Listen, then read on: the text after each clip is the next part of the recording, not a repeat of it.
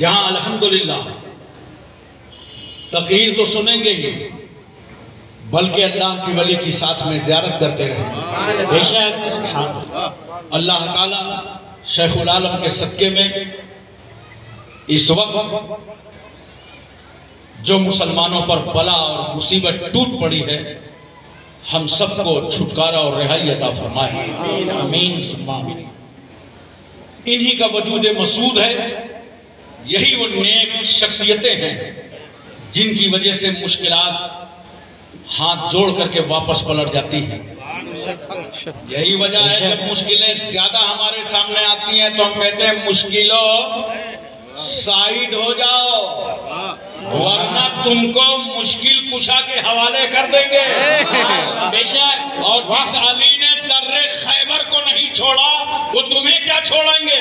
बेशक ये नेक बंदे अल्लाह वाले निडर मुजाहिद अल्हम्दुलिल्लाह सुन्नत वल जमात की अमानत है। बेशक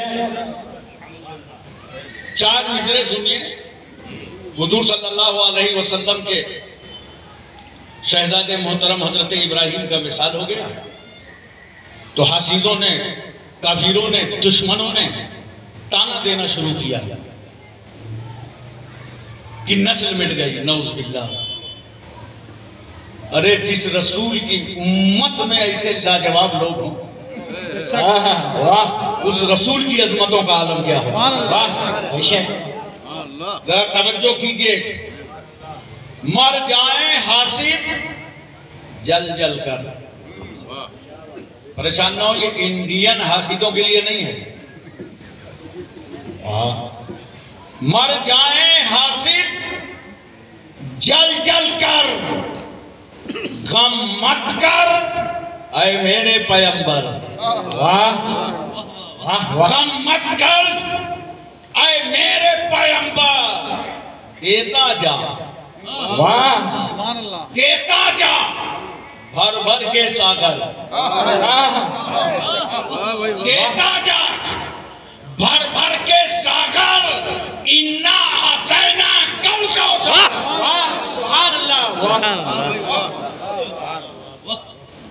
इन्ना आतैना कल कौसर। 2 मिसरे और सुनिए।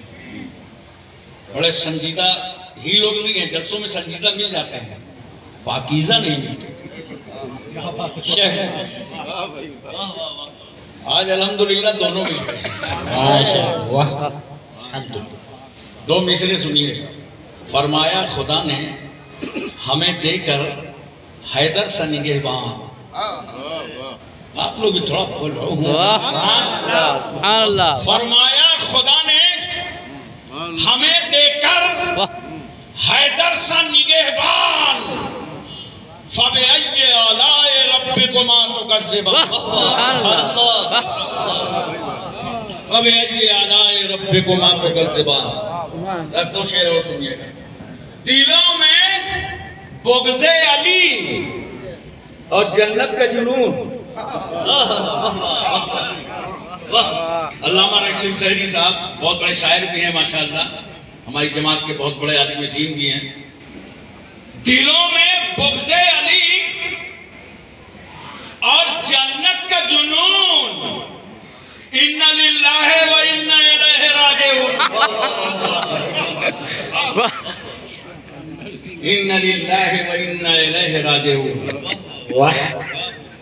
हज़रात कल से हम अल्हम्दुलिल्लाह निगाहों से पी रहे हैं।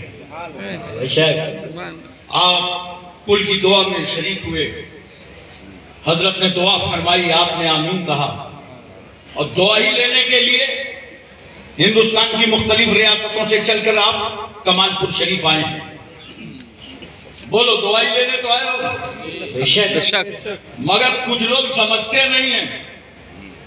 कोई 2023 में आया था, कोई 22 में आया था, कोई 21 में आया था, कोई 20 में आया था, कोई 19 में, कोई 18 में, कोई 17 में, कोई 16 में, कोई 15 में। अब उनसे पूछो कुछ मिला नहीं यार, अपनी तो दुआ कबूल नहीं हुई।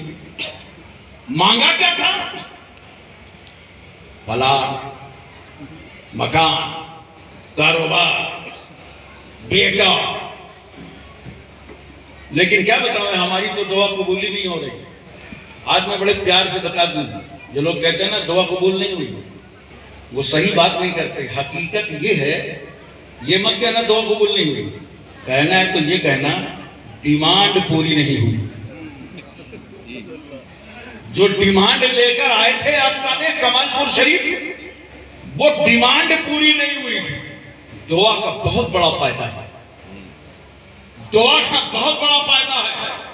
तुम्हारी जुबान से जो निकला है, वली के आस्थाने पे खड़े होकर शेखुल मशाइख की चौखट पर हाथों को उठाकर जब एक वली का अल्लाह से सदका मांग रहे थे, कुल की तकरीब में तुम शरीक है, जुबान से तुमने कहा या अल्लाह या रहमान या हन्नान या मन्नान या गुफरान या सुभान या बदियत समावाते वल अर्द या खालिक समावाते वल अर्द। ए अल्लाह तू हाकिम है, अम महकूम है, तू नासिर है, अम मंसूर है, तू राहीम है, अम मरहूम है, मौला तू रज़्ज़ाक है, अम मरज़ूक है, तू मसजूद है, हम साजिद हैं, तू माबूद है, हम आबिद हैं, तू किबरिया है, बड़ा है, कबीर है। इन्नल्लाह अला कुल्लि शैइन कदीर, तू हर चाहे पर कादिर है, तू सब कुछ कर सकता है। लिल्लाहि मुल्कुस समावाति वल अर्द, जमीन और आसमान की बादशाहत तेरे लिए, तेरे बगैर एक जर्रा भी हरकत नहीं करता। जब तुमने खुदा को याद किया और दुआ किया, साहिब सज्जादा ने दुआ की, सबने आमीन कहा, तो याद रखो, हो सकता है तुम्हारी डिमांड पूरी ना हो, मगर इस दुआ का फायदा ये होगा कि तुम्हारी जिंदगी में जो हादसा होने वाला था, अल्लाह ने इस दुआ के सदके में टाल दिया। बेशक, सुभान अल्लाह। और उस डिमांड से बेहतर यही था कि तुम्हारा हादसा टल जाए। मगर ये इंडिया में लोग रहते हैं ना, बड़े जरी लोग होते हैं, बार बार कह सकते हैं कि नहीं हमारे साथ तो कोई हादसा भी होने वाला नहीं था, जबकि अल्लाह के इल्म में है।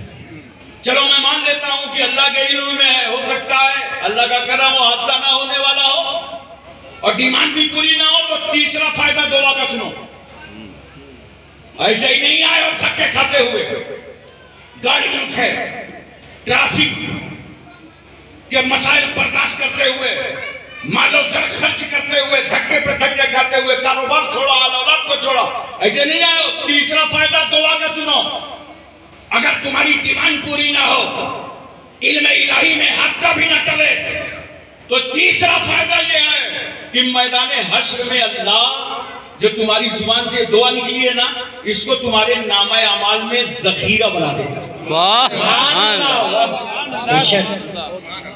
तो उस वक्त तो मोमिन कहेगा काश हमारी और दुआ ना कबूल होती और आज सबका बदला मैदान हश्र में मिल गया होता। इतना फायदा होता है।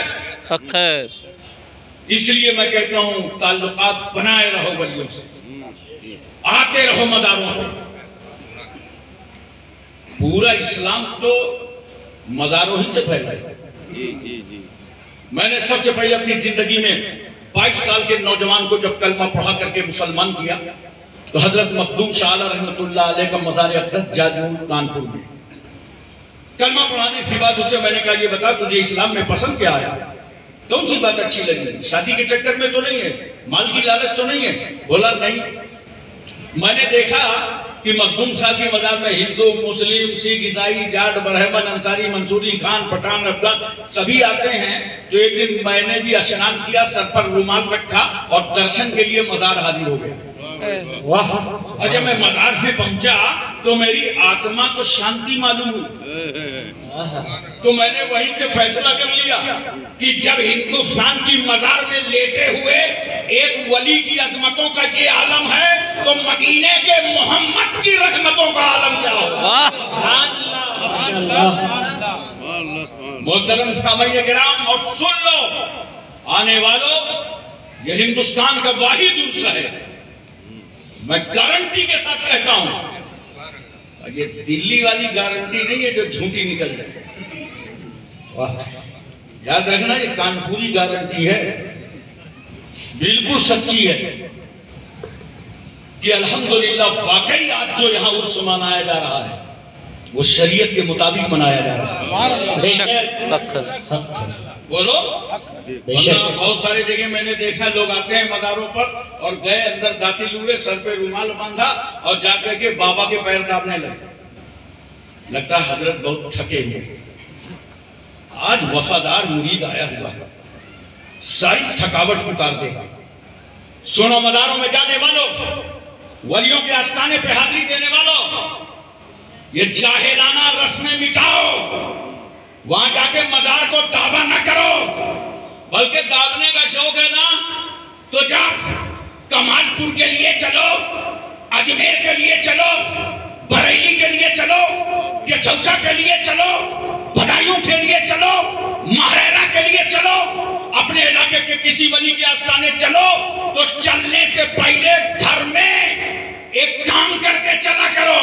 आगे मजार ना दबाया करो, माँ के पैर दबा के आया करो। बाप के सर पर तेल डाल करके आया करो। और जब माँ बाप को राजी करके आओगे, तुम वली के आस्थाने पर दुआ करोगे, तो याद रखना तेरी दुआ बाबे इजाबत से टकरा जाएगी। क्यों? अल्लाह का ये वो बंदा है जिससे माँ भी राजी है, बाप भी राजी है, इसका पीर भी राजी है, अल्लाह का वली भी राजी है। लो अब अल्लाह राजी हो गया, रसूलुल्लाह राजी हो गया। सुभान अल्लाह। और देखो, आपको कुछ नहीं बताना है, बहुत सारे माहौल में लोग आदाबे कुबूर भी नहीं जानते। आजकल सब सिखाया ही नहीं जाता। मैं कोई नौज बिल्ला, मेरी आदत ही नहीं कुछ तनकीद करने की, बहुत सेकुलर आदमी हूं मैं, लेकिन इतना आपको बताऊं, बहुत सारे लोग आए होंगे, इसमें तरबियत की जरूरत है। और मुबारकबाद हैं सिलसिले नक्शबंदिया से वाबिस्ता होने वाले, तुम्हारा शेख तुम्हारी मुकम्मल तरबियत फरमा रहा है। ये सबके नसीब में नहीं होता। मुरीद होने के बाद दोबारा मुसाफा भी नहीं मिलता। अबे जब चादर में मुरीद हो गए और रस्सी बांध के हो गए, तो दोबारा मौका कहाँ मिलेगा? बोलो यार। सब सिखा रहे हैं, तरबियत दे रहे हैं, सब बता रहे हैं। जब वली के आस्थाने पर आओ, शेखुल मशाइख की बारगाह में आए हो, पैतियाने से दाखिल हो, बोलो मोहब्बत से सुभान अल्लाह। और जब फातिहा पढ़ने लगो तो अपनी पीठ काबे की तरफ कर लो। किधर? जोर से बोलो, किधर करो? काबे की तरफ। नमाज पढ़ो तो मुंह काबे की तरफ, मुंह किबला की तरफ। और फातिहा पढ़ो तो पीठ काबे की तरफ। और इतनी दूर से खड़े होकर फातिहा पढ़ो जितनी दूर से जिंदगी में मुलाकात करते रहे हो। और अगर जिंदगी में मुलाकात नहीं है तो कम से कम 4 हाथ दूर खड़े हो, अदब से पढ़ो फातिहा। वाह, तवज्जो कीजिए जरा सा। अब पढ़ो फातिहा, पीठ किधर है? काबे की तरफ। जब तुम इस तरीके को अपनाओगे तो जवाब मिलेगा उन लोगों को जो हमें बिदअती कहते हैं, जो हमें कब्र पुज्जा कहते हैं, जिन लोगों ने सऊदिया के अंदर हमारा ताल्लुक बना रखा है कि ये अहले सुन्नत वल जमात ऐसा फिरका है जिसका कब्र की तरफ मैलान है और ये कब्र परस्ती करते हैं। लेकिन कभी तुमने अपने तरीका फातिहा पर गौर नहीं किया। अगर 4 हाथ दूर खड़े होकर के फातिहा पढ़ो, पीठ तुम्हारे काबे की तरफ हो ना हो, पीठ काबे की तरफ हो, मुंह काबे की तरफ ना हो, तो देख तेरा तरीका फातिहा बताएगा कि हम वली की इबादत करने नहीं आए, बल्कि अल्लाह वाले की ज़ियारत करने आए।